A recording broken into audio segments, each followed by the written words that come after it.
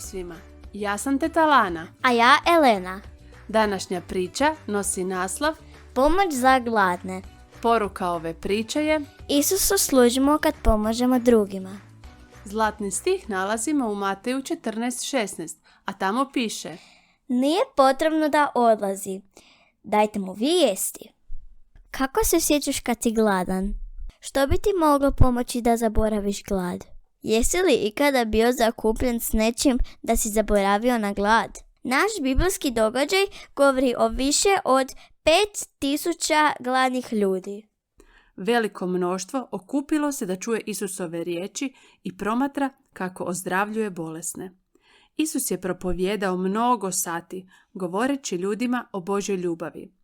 Prošlo je prijepodne, pa podne, a onda i kasno poslijepodne. Isus je još uvijek govorio, a prazni želuci mnoštva ljudi počeli su kruliti. I učenici su bili umorni i gladni. Isuse, rekli su, reci ljudima da odu kući. Ovdje nema hrane, neka sutra opet dođu. Isus je također bio umoran i gladan, ali bilo je još mnogo toga što je želio reći ljudima. A bilo je i bolesnika koje je trebalo ozdraviti. Isus je odgovorio, nije potrebno da svijet odlazi, dajte mu vi jesti. Učenici su pogledali veliko mnoštvo. Bilo je više ljudi nego što su mogli izbrojiti. Trebali bismo imati plaću za 8 mjeseci da bismo mogli kupiti dovoljno hrane, rekli su. Ali Isus nije mislio na kupovanje hrane.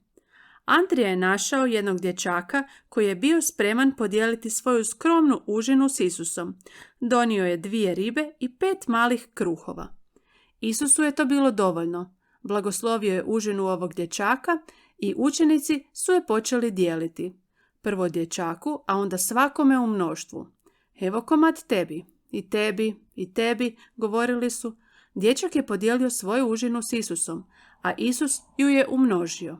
Podijelio je tu užinu sa više od 5000 ljudi, osim žena i djece. I kada su se svi nahranili, učenici su pokupili 12 košarica ostataka.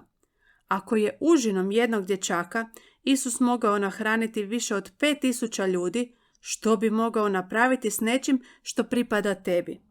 Ako upotrijebiš ono što ti je On dao da pomogneš drugima u nevolji, Isus će to umnožiti. Ti služiš Isusu kada pomažeš ljudima u potrebi.